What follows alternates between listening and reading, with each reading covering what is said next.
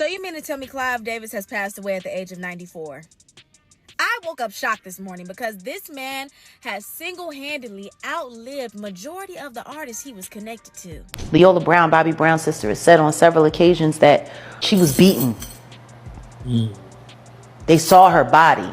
She didn't just die in a tub like... To the coroner's conclusion that her death was accidental, Hubel claims that Houston's body shows classic defense wounds consistent with someone fighting for... Everything that happens in a business that's based off of pretend that seems like a setup is. The music industry just lost Clive Davis, and Whitney Houston's devoted followers aren't exactly mourning. Sounds cold? Maybe. But once you dig into his relationship with Whitney, their reaction starts making sense. Here's the complicated truth. Clive absolutely shaped some of history's most legendary artists. His ear for talent was undeniable. Yet simultaneously, he cast a long shadow. Accusations that ranged from draining his artist's bank accounts to orchestrating careers that ended in tragedy. Whitney Houston became one of his most controversial legacies. While Clive lived 94 years, Whitney's life was cut short at just 48. The official narrative around her death never held up under scrutiny. Conspiracy theories still circulate. Fans remain convinced there was something deliberate, something orchestrated. But this isn't just internet speculation anymore. Industry veterans like Katt Williams have already laid it out plainly. When things look designed to fail in this business, that's because they were. And when someone as monumental as Whitney Houston exits the stage, someone connected to her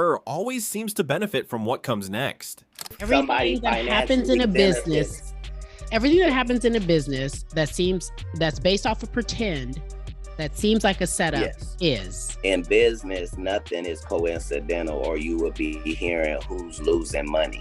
In all of these situations, it's only the artist that's losing. Somebody makes big money. When these rappers get killed, not incidental. Somebody made $100 million and now don't have to talk to that artist or none of their crew, don't have to validate none of their contracts. Now only got to deal with the mama, only got to see her once a year, and it's over. And the money, he goes up and up and up. Now let's talk about the money, because that's where Clive's involvement becomes impossible to ignore. Back in 2001, Whitney inked a $100 million deal with Clive's Arista Records, the biggest recording contract in music history at that moment. Clive orchestrated the entire agreement himself, but here's the trap. It was structured as a massive advance, which meant Whitney had to recoup every dollar through album sales before seeing a single royalty payment. Fast forward to 2012 when she died. Her finances were decimated, millions in debt. She'd become dependent on Clive for survival. Loans to cover mortgages, rehab expenses, basic living costs. He'd become her personal financial lifeline. Yet, according to industry insiders, her estate remains shackled to this debt, still owing Arista and Sony millions. Here's where it darkens considerably. The moment Whitney died, her catalog exploded, sales surged, revenue poured in. That money went straight toward her debts, the advances, the loans, everything she owed Clive and Sony. But the payments never stop. One executive claimed Whitney's estate won't see actual royalties in anyone's lifetime. Translation: Clive's successors will continue profiting from her death indefinitely. This pattern repeats. When Michael Jackson died carrying roughly $500 million in Sony debt, his estate generated over $800 million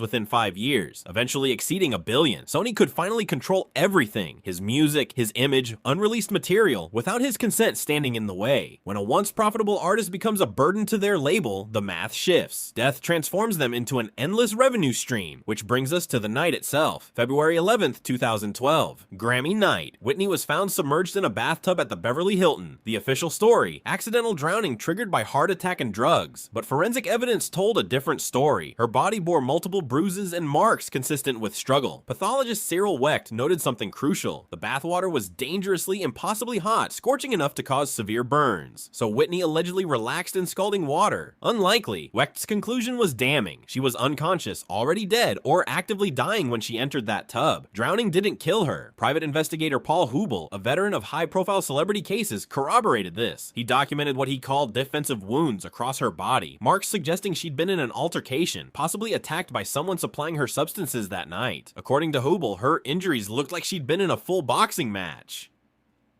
Call this accident, but the evidence screams otherwise. Yet there's more. Hubel disclosed something explosive. CCTV footage allegedly captured two men entering Whitney's suite that evening. When pressed about why Beverly Hills police ignored this evidence, Hubel's answer was chilling. The authorities and coroner, he said, wanted this closed. Accident, case done. Investigation concluded. The days before her death carried their own disturbing weight. 2 days before the Grammys, Whitney crashed an interview featuring Clive Davis, Brandy, and Monica. She slipped Brandy a note. Video documentation exploitation exists, and if you listen closely, Whitney can be heard repeating something haunting. "I nearly drowned today," twice. She said it twice. Then came Clive's reaction, the moment that crystallized everything disturbing about this situation. After learning Whitney's body lay in her hotel room, he announced the Grammy after party was proceeding as scheduled. Let that land. Whitney's corpse remained upstairs, lifeless, while Clive and industry elites danced, drank, and celebrated below. The backlash was immediate. His response was defiant. He reframed the party as tribute, as something Whitney would have wanted. The cognitive dissonance was staggering. We're the first, one of the first ones at Clive's party to speak about Whitney's passing the other day. Yes. And that was, did you know her well? Yes, I did. I actually, when I was growing up in the music industry before I had success, I somehow got on her wedding invitation. So I was at her wedding. But I didn't really know her. But here's the question that should haunt you. Why would Clive hand the eulogy duties to Diddy, of all people, while Whitney's body remained in that same building? Think about it. Diddy and Whitney weren't friends. In fact, Diddy had previously blamed Whitney for destroying Bobby Brown's career. He was the last person you'd expect at a tribute, yet Clive specifically chose him. And then something even stranger unfolded. After the official after-party wound down, Diddy didn't slip away quietly like everyone else. He migrated to the Playboy Mansion and threw his own celebration that night. Partied so intensely, he required emergency hospitalization. On February 13th, TMZ reported the story. Diddy had been rushed to the hospital after returning from his post-Grammy bash at the mansion, suffering from a severe migraine. So the narrative was that he grieved Whitney by dancing until his body gave out. That's the emotional response Clive Davis deemed appropriate for someone to eulogize her, a man who apparently couldn't contain his excitement enough to skip hosting his own rager that same night. I'm beginning to understand why people describe this entire situation as demonic. Now, let me be direct. This doesn't constitute proof that Clive orchestrated Whitney's death, but it's equally impossible to argue this man carried her best interests anywhere near his heart. The callousness, the calculation, the sheer disrespect, it paints a portrait. So I'm asking you, what's your take? Do you believe Katt Williams when he says these industry deaths follow a calculated blueprint for profit? Sound off in the comments. Let me know where your head's at with this one, and I'll see you next time.